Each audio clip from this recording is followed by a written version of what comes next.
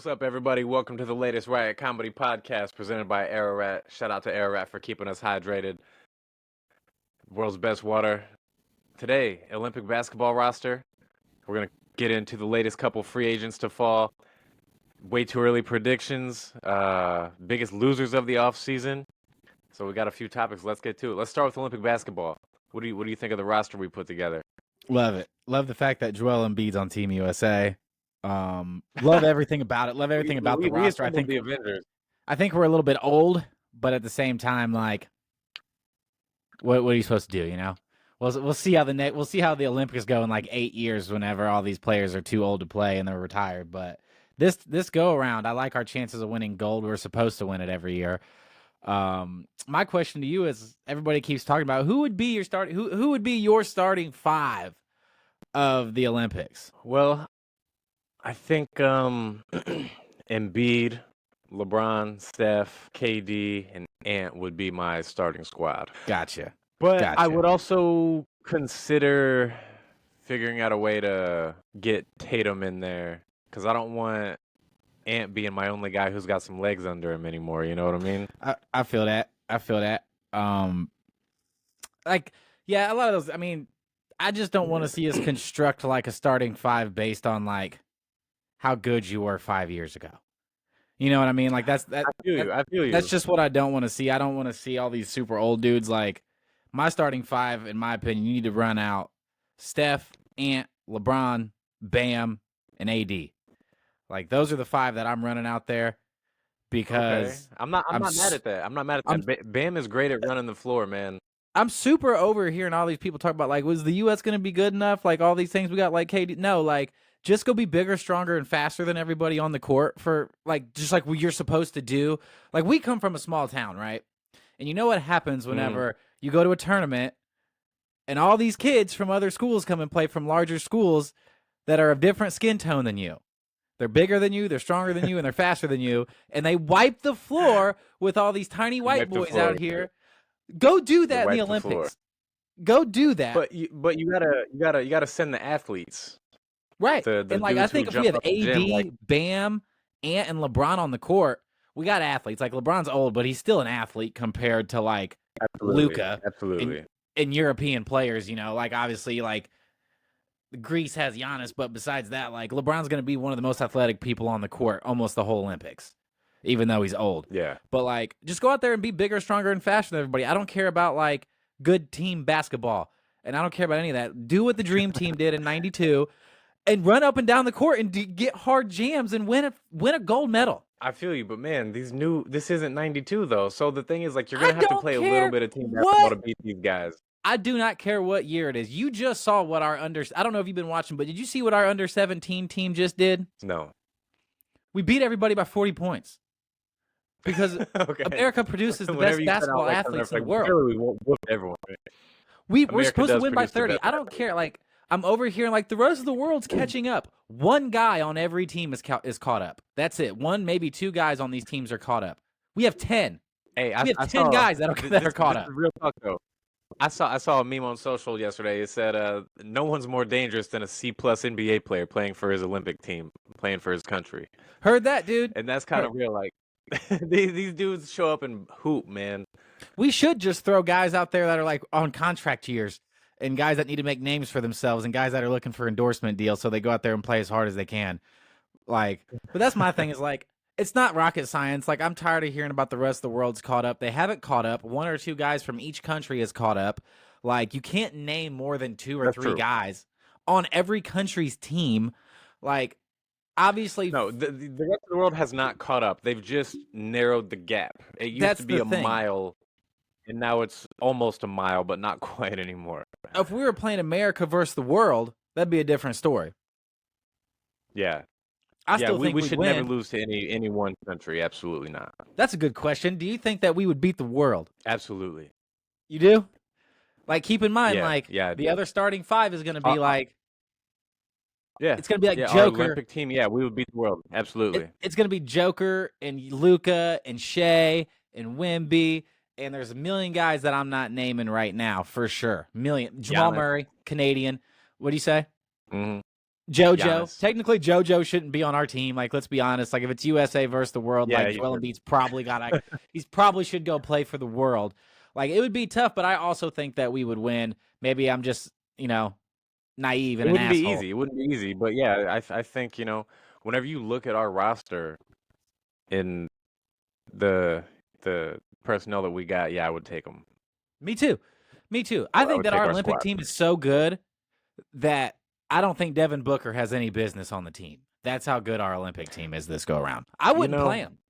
I wouldn't play that dude 1 second of the Olympics. You get to watch. You're a fan. I don't because, know, man. I think he has a place on the roster, especially what's if his we job? got buckets. What's his job? Bucket. Like, we already have enough of those. Like, if you put Jaylen Brown out there and Drew Holiday out there instead of him to play defense and bully cats. Hey, I'm not mad at that, man. Like, hey, put our bullies out there and be more athletic and be bigger than these guys. I don't need Devin Booker's pouty face shooting corner 3-pointers, dude. I have Steph Curry on my team. I don't need any more of that. I feel that. Okay, so no, I'm with you. Like, you gotta find the combination of the best athlete and basketball player. Devin Booker, as good of a basketball player as he is, he's not like by NBA standards, he's not an impressive athlete.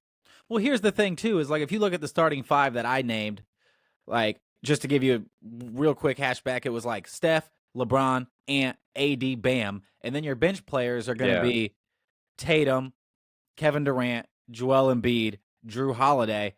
Book ain't got no business out there. Tyrese Halliburton, y'all can fill waters and shit out there. Y'all two can sit there on the bench and get a free gold. Like, not even knocking you guys. You guys can hoop, but not on my team. Not on this Olympic team.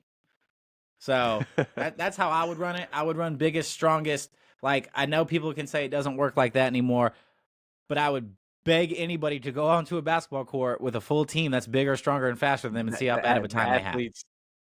If you got a team full of freak athletes that can play a little bit of basketball together, they should go out there and destroy everybody. And that's what we should do every single time we play international basketball, whether it's FIBA, Olympics, doesn't matter.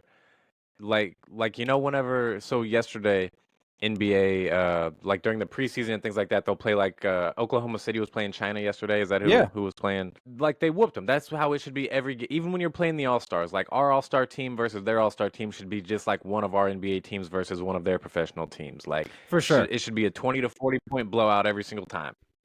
And I've been watching, like, now that we've started doing a podcast, I've been watching more of other people's podcasts. And I'm not going to, like, mention people's names or podcast names or anything like that, because, like, watch ours instead. But, like, the shit these people say is outlandish, dude. Like, some of the shit that these people say for clickbait and just say outlandish shit, like, everything we say, we actually believe. Like, I got people out here talking about, like that world champion argument. If you win the NBA championship, you're not a world champion. Give me the best European league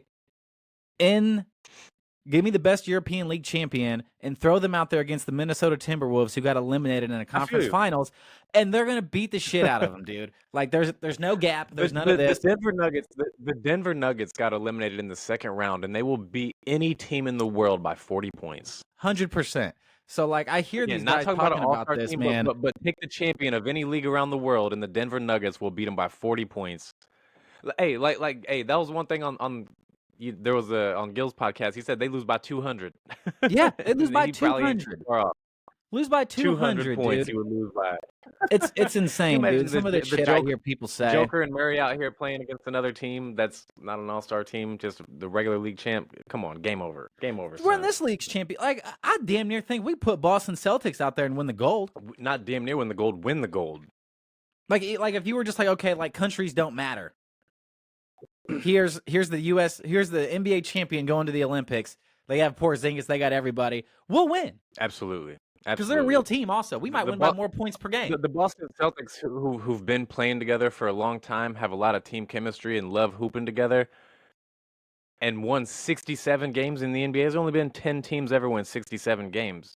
They busted ass all season long. The Boston Celtics would go to the Olympics and bust ass and bring home the gold. That's what I'm saying. So, like, this whole world champion thing, like, sorry to get off topic. They're the world champion. But did you see America? Like, granted, like, we didn't have professional athletes running around out there, anything like that. Did you see those football? You see we lost to, like, Japan and Australia in football? It was like the under 17 or something like that football. Yeah, under 17. Yeah. Hilarious. Now what's going on there? What do you say? What's going on there? What is going on there? Yeah. this would be my only guess, and I've done zero research, and this is me pulling something out of my ass, so I could be completely wrong about this.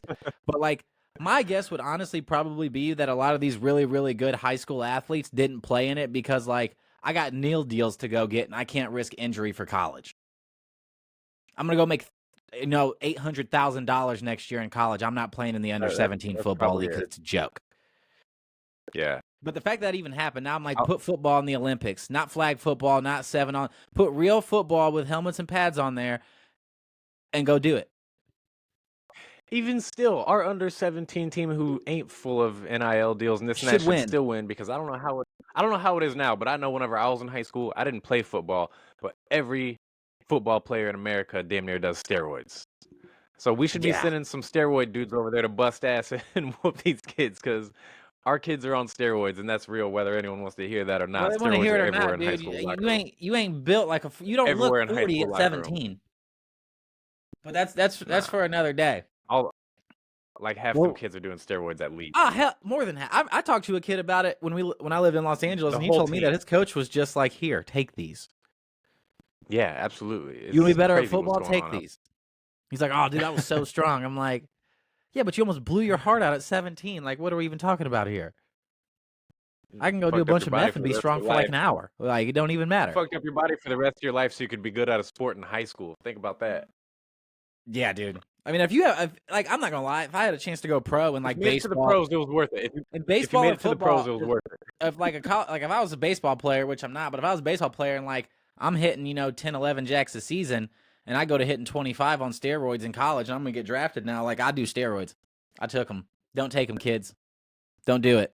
If I can go work a regular job or go get millions playing sports, no brainer. Come on. Now. The stress of the regular job will kill me as fast as steroids. Anyways, I've been in the job force, dog. I've been poor my whole life. I feel you. Like that shit kill me fast, anyways, dog. I'd rather be rich and die at 50 than poor and die at 80. I ain't even mad at that. But last couple free agents, big names. Clay signed. I know we talked about him last time. Talked about where we wanted him to go. We wanted him to go to Dallas, and kind of wanted him to end up in LA. But I'm happy that he's in Dallas. DeMar signed. What do you think Clay's signing does, not just for Dallas, but the West and the Warriors? I mean, honestly, like, I look at what every other team in the West has done, and I think that it makes. I don't know how you can't say Dallas isn't the favorite coming out of the West next year. Like, I see a lot of people saying OKC, which is fair. I'm not mad at the OKC prediction because, like, they did get better in the offseason. They got Caruso. They got Hartenstein. They got better. But I'm here to tell you right now that if you lose in the second round of the playoffs, the way that they did, that series went 6 games. You can point to 6 games, but they won game 1, which Dallas is known for dropping game 1, and then lost 4 out of the next 5, which means that you played a far superior basketball team. And I don't think adding these 2 dudes on your team is going to be, I don't think adding Caruso and Hartenstein on your team is going to be enough to beat Dallas, especially since I think that they got better.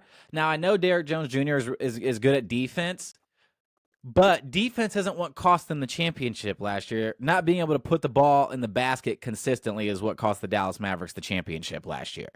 So I think that it makes Dallas the favorites in the West, especially since I think that most of the teams in the Western Conference that were in the playoffs last year got worse, magically got worse. Like, if you look at the teams that got better, I think Minnesota's going to get better from experience. I think OKC got better from experience and additions. I like the rookie that Minnesota drafted. And you got to say that Dallas got better because their young players got experience in the playoffs. They have the best duo in the NBA, no matter what anybody, they're the best duo in the league. And they added the second greatest NBA shooter in history. And the greatest 3 option of all time. Even though he's old, he's the greatest 3 option ever. We've talked about it before. So I think it makes Dallas the favorites in the West now, which I don't know. I don't know how you could pick anybody else, me personally, especially since, like, everybody else got worse except for the 2 teams that I mentioned. So, I mean, what do you I mean, I guess Sacramento got better. But they're a first or second round exit playoff team. They didn't get good enough to even talk about. Yeah, I don't know if anyone will be able to challenge Dallas. I think if anyone can, Minnesota, if they can take a big enough leap, if Anthony Edwards can make a pretty big jump, because I know he started off pretty hot in the playoffs last year, but by the time, we got halfway through the Denver series and then through the Dallas series, he wasn't, looking like himself. He was looking tired. He was looking inexperienced. He was looking like a 22-year-old. 1,000%. I think that'll motivate him a lot, and I think that him playing with these guys on the Olympics will be handy. Seeing how these guys work, talking to him, I mean, he's playing with. I mean, when you look at this USA Olympic team right now, if you're Anthony Edwards, you're literally playing with 3 of the top 25 greatest players of all time right now. LeBron, Steph, KD. You can knock KD all you want for not winning by himself. Whatever you want to talk about. When you want to talk about putting a ball in a basket, though, period. Like, legacy-wise, is KD top 25? I don't know. As far as rolling the balls out and picking players of all time, he's going to be taken in the top 25. That's the thing. If you're drafting every player ever for the duration of their career, Kevin Durant is getting picked in the top 25 picks. You ain't taking 25 dudes ahead of that So he'll guy, learn from these guys. I think OKC can challenge Dallas as well, though. I do. I like Shea. I like him a lot. I think so too. like his game. I think so too. And getting rid of Josh Giddey for Caruso is a big upgrade. Josh Giddey looked out of place last year in the playoffs. He looked like he couldn't play with these guys. That's what he looked like. Absolutely. And they had. Here's my only knock on Dallas. Go ahead. You say on Dallas? And they had. Yeah. Go ahead. I wanted to because you were talking about. So whenever you mentioned getting rid of Giddey and replacing him with Caruso, you just got way better on defense. Correct. And with Dallas, that's my only thing. If you're 1, 2, 3, is Kyrie, Clay, and Luka on defense, you be getting cooked. You all better score a lot of points. And they will. They'll score a bunch. They'll score them in bunches. Now, if this was Clay of 5, 6 years ago, then I wouldn't be too worried. I'd be like, they'd win the championship. If this was Clay 5, 6 years ago, they'd win the championship.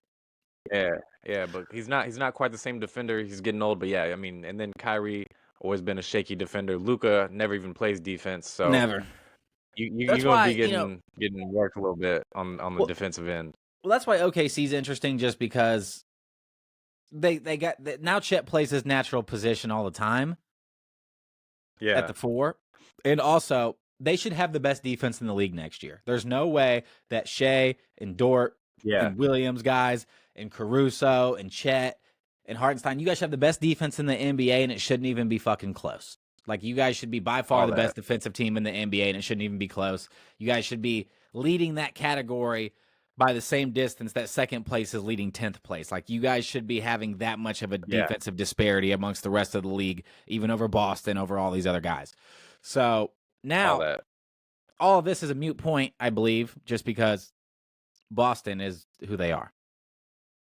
I think it's a moot point. If they're healthy, it's a moot point. Everybody's just playing for second place. It's like when the Warriors and Cavs were super good. It's just what it is. Even Dallas, I don't think. I think there's a decent chance we get a rematch next year and the Celtics win again. I do too. I do think there's a decent chance that we get a rematch. Like, I think that the biggest obstacle, like, as far as like matchups go, though, as far as who you'd want to see Boston play, we'll do both. We'll do the conference finals. As far as matchups that you'd like to see Boston play in the conference finals and the finals, who would you like to see Boston play as far as, like, this will give them a run for their money? Like, if they win this championship, like, they're one of the greatest teams ever because last year they beat some good teams, and then, like, you go back to back and beat these teams. So what are you looking at conference finals? Then we'll jump to the finals. I think everyone wants Boston Philly in the finals, but because of the Paul George edition. However, I wouldn't mind seeing Boston versus the Knicks either. Either one of those would be an awesome series. But I think I'd rather watch the Philly series. I think Paul George and Joel Embiid and Maxey together could be like, if Paul George will accept a role as the third option on the team, Philly's going to be super dangerous. If he can let Maxey shine. Now, if he doesn't do that, Boston might come in there and whoop him for real. But I think if they can all gel and be cohesive, I would like to see Philly and Boston. That'd be a fire conference finals. I agree. I think the Caleb Martin signing by Philly a couple days ago was real solid signing for them. Yeah, I like absolutely. that signing a lot. We'll see how their bench plays this year, but I mean, it just depends on what you're looking for, I guess, in the conference finals. I was going to say the Knicks just because you got like 12 guys between both teams that are real good at basketball.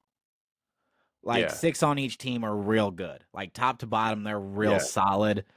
Philly makes for an interesting matchup because Joel Embiid's huge as fuck.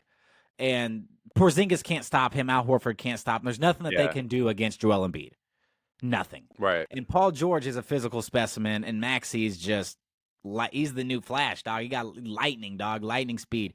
So I think there'd be some bad matchups there, especially since, like, okay, now Drew Holiday can't just fucking go rover and just guard their best player all the time and do all these things. Like, Maxey and Jaylen Brown are going to have their work cut out for him. Drew Holiday and Jaylen Brown are going to have their work cut out for him against Philadelphia.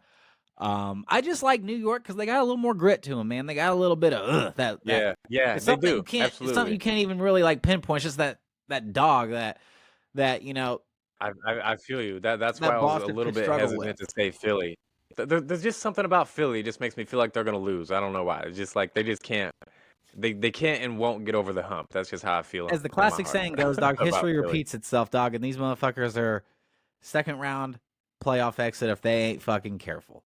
Because, like, Philly's good, but they're not, like, leaps and bounds better than, like, a lot of teams if they make a small move. Like, if Milwaukee was to make a decent move, they're not way better than Milwaukee. If Miami makes a decent move, they're not way better.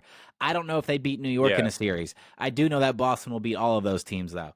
So that's kind of how I feel about the Sixers. Is like, I wouldn't be surprised if they made the conference finals, but I wouldn't be surprised if they ran into a frisky Milwaukee in the first round and lost. That's kind of how I feel about Philly. I feel you on all that. Nothing surprises me with Philly. Win or lose, I'm just never surprised with them. Right. So as far as, like, okay, so, you know, moving on to the finals, who do you want to see Boston play in the finals? Minnesota. Matchup wise. What do you say? Minnesota? Minnesota, for sure. For me, yeah. Absolutely. I would love to see Boston play a team with some tough bigs and more athleticism on the perimeter than Dallas has. Tough bigs. Who they play for? Where they at? At least some bigs who can score. Dallas ain't got no bigs who can score. I watched Minnesota bigs get fucking balled up on by Gafford and Derek Lively, who hasn't even been on an NBA team for a full fucking year yet. Just now a full year because he got drafted. He would have been drafted like 3 weeks ago, a year ago. So, like, that's true. I'm not like Rudy Gobert. He's not, in my personal opinion, he's not a guy that I would have on my basketball team because I don't want to say that he sucks because I don't want to say any NBA player sucks, but it's on the tip of my tongue. That's how I feel about Rudy Gobert. It's on the tip of my tongue. Hey, man, you already know. I've been hating on Rudy Gobert before it was cool. I've been doing it longer than fucking anybody. He can't step out on a guard. Like, and I don't mean guard and past the 3-point line. He can't step out on a guard and then backpedal and block an oop. You're useless. You're absolutely useless down here, and you can't score. So, like, I think Minnesota is going to continue to have a problem. If they keep playing athletic bigs, like if they go play Boston and Porzingis and Al Horford are dragging him out of the paint, and he's out there lost, not knowing what to do, Minnesota loses in 5 games. Unless Anthony Edwards is out there getting 35 a night. Yeah. Because you can't trust most of these. Like, you can't trust Cat to go down there and play big. They would struggle with them dudes too, because Al Horford he's too smart for them dudes to go out there and bust ass like they feel like they would. Agreed. So like, Minnesota's a sweet matchup because they have athletes. Who would you want to see Boston play in the finals? You want a rematch? OKC. Oh, okay. I think that you have to have a team. And if you're going to beat Boston, there's only 2 recipes for it. Number one is you go the Philly route, and it's like, we're stacked. Our top 3-4 players are just as good as your top 3 or 4 players, if not better. Like, that's how you're going to have to beat them. Or you got to go OKC route where our 1 through 7, our 1 through 8 all know how to play basketball. They like playing basketball together. They all play defense, and they all know their fucking role, and that's give the ball to Shea and get out of the way. And that's why I think OKC is a good matchup, because Porzingis is like, oh, I'm 7'3", like I can make threes. Well, we got Chet Holmgren out here. So you have to. So you're going to have to go out there and play on Chet. Otherwise, Derek White's going to have to play on Chet, and that ain't going to work. So you're going to get Porzingis out of the lane. No more 3-4 blocks a half. Like, that ain't going to happen. And then you have Hartenstein down there, who's really big and will bruise up Porzingis too. And so he's going to have to play on one of those guys, which are not great matchups for him across the board.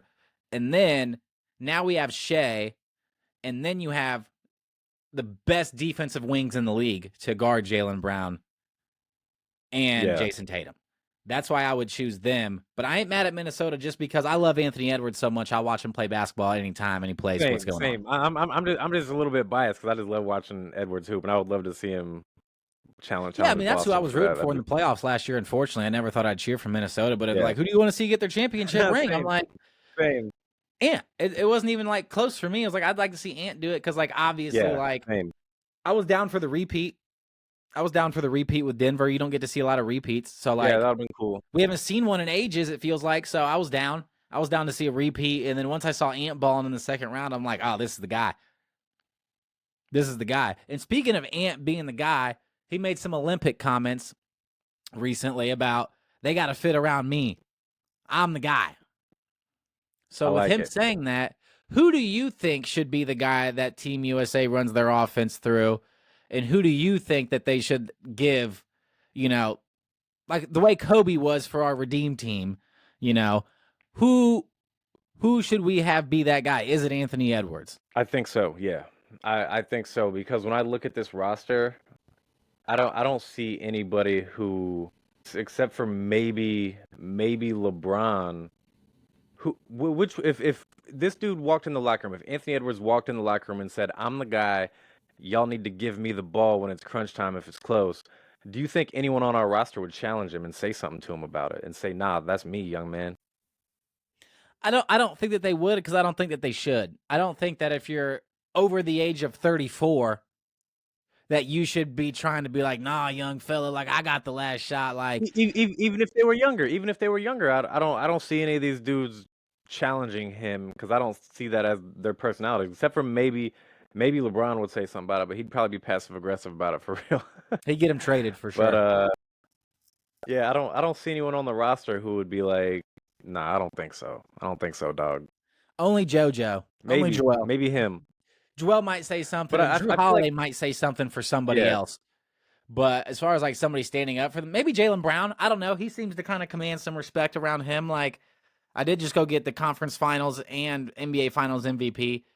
So maybe he would say something, but probably not. No, like when you mentioned that, no, like Ant's a totally different type of alpha dog that we haven't got to see in a while. Yeah. So, and I think that he should be too. Like, you're 25 to 22. I mean, you're 22 going on 23. It's your turn. It's your turn. Yeah. And if you are these other Olympic athletes, you need Ant to be good in the in the Olympics, and you need him to take this next step because he's the next great hope of USA basketball. And it's time for another U.S. basketball player to take over as the best player in the league, or at least be in the fucking conversation. It's been too long. Been too long. We're not gonna have we're not gonna have an American-born basketball player be the best player in the league for we're talking maybe a 15 to 20 year stretch. I know. Like the last 3 years? We haven't won an MVP since 2018. In the last 3 years, the best player in the NBA has been Joker. No question. No question. And then you look at the NBA right now, like Wemby's going to be the best player in the league in like 2 years, and he'll have the title for like 10 years. Yeah, absolutely. He's going to have it for almost a decade, probably. For like a decade. Real. Like, it's we're going to go like maybe fucking almost 20 years without a U.S.-born fucking player being the best player in the league. So they need to elevate Ant because it's good for the sport and it's good for fucking wallets around the league, and it's good for brand. So just do it, let him do it, and then if shit gets a little bit too crazy out there, like we got Steph, KD, and LeBron, we'll figure it out. Yeah, that's how I feel. We'll figure it out.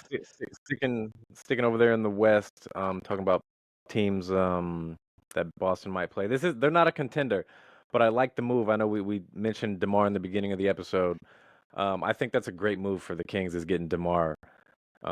He doesn't elevate them to where they're looking to go, but they're better than they were. They're better than they were 2 days ago. And well, here's the thing: is like, how do you compound this now? Because when you hear a lot of people talk about basketball, it's like, well, you're still not good enough to win, and it's like, well, the goal is to get better, so then you can get better again. Everybody looks at it as like, well, is that going to be enough? Not yet. Not yet. Sometimes there's steps to this, right? And especially if you're Sacramento, like your chances of getting free agents are slim. So that was a fucking sweet swing and get. Absolutely, and also you gotta be aggressive and make moves because if you really want to get players to come to your team, they gotta know that you're working, that their front office is working to build a good team and doing what it takes. Like you can't just be like, oh well, DeMar isn't going to get us to the promised land, so we shouldn't do that. But again, he makes your team better. And that's the And goal. So, like, let's say, for instance, like, hypothetically speaking, like, they have their big three now, right? Which, if you want to call it a big three, you can, but with the three main guys they have, right? But what if they do pull off a trade for, like, a Lauri Markkanen who's possibly available? Or they even go get an Anthony Simmons from the Portland Trailblazers who's just got done being quite the basketball player. And now your four guys, your best four guys are just as good as pretty much anybody else's best four guys. Hey, if they could pull off something like that, they may screw around if they can get the right matchups. They could make it to the conference finals. Absolutely. Like, my personal, I think they need a big. Like, I don't like Sabonis at the 5, me personally. Yeah, absolutely. They need like a super athletic big. And even if that's like not this guy, obviously, but like this, like a JaVale McGee like 6 years ago coming off the bench.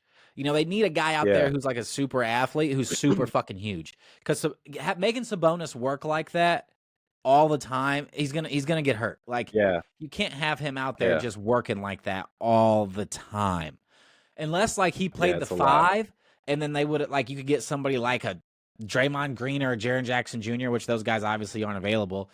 But yeah, I mean, I think they're a move away from being like a threat in the Western Conference. So kudos to them for getting better and giving a shit and not just being content with going maybe to the playoffs and making money, aka Chicago Bulls.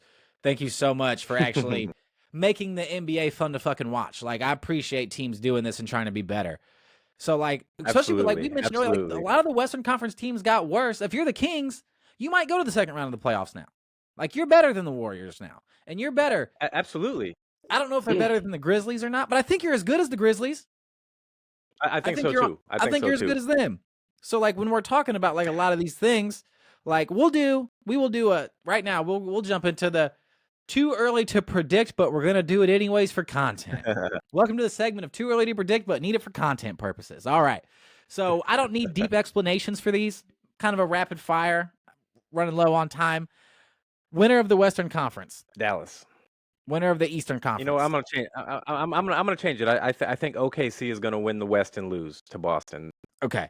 MVP. If Dallas can win enough games, it should be Luka. Okay. Defensive Player of the Year. I can't, like, no one jumps out at me for that one as far as like who should be the best defender. Yeah, you know what? That's it. Yep. Wemby should be it. And then another he'll probably question. Win the next 8. Correct. And then the sleeper team. When I say sleeper team, I don't mean like, oh, I think that the Miami Heat could go to a conference finals. Like, yeah, no shit, they go to the finals every other year. I mean, like, a team that we saw miss the playoffs or get eliminated in the first round, which I know the Heat fit that category, but Jimmy Butler was hurt. One of those teams that could possibly make a conference finals, East or West. They're going to be very hard to do. Who do you think is the team that could do that, like we saw with the Atlanta Hawks 4 or 5 years ago? I think that's the Kings.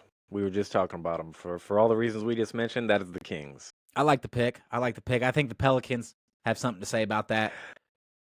As of right now, they were right behind them in my mind, because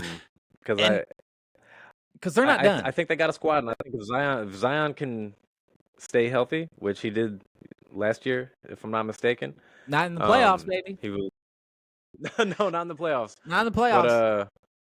But if he can stay healthy for the year and they can get a good seed, and then they can do a little bit, but this will be the last you watch these guys for years and years, and they're just never healthy. So you just count them out and forget about them. Exactly. So this will be my last question before we end the podcast, since we're on the Pelicans.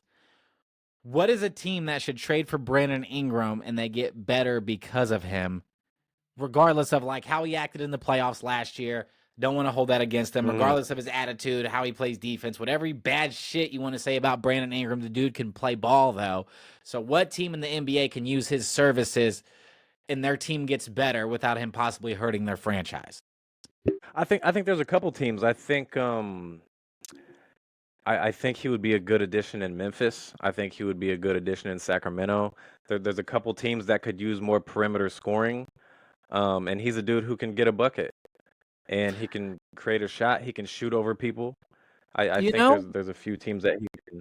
Memphis fit was into. not on my radar the slightest bit. I didn't even think of them. But when you say that, a lineup of Marcus Smart, Ja Morant, Brandon Ingram, Jaren Jackson Jr., and then whoever they have playing the center next year. Got some dogs out there. And maybe Jaren Jackson Jr. plays your 5, then you guys have another player on your perimeter. But I ain't mad at it, dude. Because whoever Brandon Ingram goes, has the type of. I think he has the attitude. He's got that little chip on his shoulder attitude, kind of mad type of dude that would really fit in with Memphis. well, obviously, sorry, Desmond Bane will obviously start for the Grizzlies as well. I forgot his name, but obviously he'll start. You can play small if you want to, but he's going to have to go to a team where, for him to be happy, though, he almost needs to be the second scoring option, but like the 4th most important player on the team. Memphis. Yeah, because like Ja doesn't have to score a bunch; he can score whenever he needs to. But like him and Desmond, like let Ingram and Desmond Bane do their thing. Ja rest for the playoffs. Miami makes some sense. I don't know if he would fit in that culture or not, but like obviously you would be the second scoring option on the perimeter. Bam doesn't care. Bam's just a utility guy who does everything, and he's rich as fuck and just signed an extension, so he knows he's appreciated. Like Miami would make sense in that regard. I've been a big fan of Bam for a long time. That dude, he You know how I plays feel smart. about He's got Bam, good dog. hands and he runs the floor, man. And he should have a Defensive Player of the Year award. He's been the best defender in the NBA for like 4 years. And anybody who says that he's not, like, I don't want to hear this shit about Rudy Gobert. I don't want to hear anybody also say, well, Rudy Gobert gets this many blocks and Bam gets this many blocks. Bam doesn't average this many blocks. Or when you watch the game, Bam Adebayo can legitimately guard 4 to 5 positions depending on who he's playing against, and he's the best defender on the court every single night that he plays. He's one of the best players in the NBA. If I need somebody to guard a good big in the NBA, if I need someone to play one-on-one defense on Joker or one-on-one defense over Embiid, I'm taking Bam over Rudy 10 times out of 10. Not even comparable. And No also, question. Bam is so good that he makes every single team in the NBA better, and he starts on every single team in the NBA. Except Philly. So people need to what do you say? Except Philly and Denver. He can't How does he not start on those Denver? teams. Jokic? They play the same position? Figure it out. You're telling me right now that Aaron Gordon is better than Bam? No, I'm not. But do you really want to run Jokic at your 4? I'll run Bam at the 4. Bam's like 6'10". Bam, super Bam athlete. At the 4? Yeah, super athlete. Him and Joker together would be terrifying. I ain't mad at that. Him and Joel together, terrifying. Like, he starts everywhere. You got a point. Like him with Anthony Davis, terrifying. Like if he goes to the Timberwolves, Rudy Gobert's ass goes to the bench, dog. Like he's amazing. He's amazing. So we're getting pretty long on time here, so we're probably gonna have to let it loose. Thanks for riding with us, though, and we'll be around fucking soon. Appreciate y'all. We'll talk to you soon. Deuces.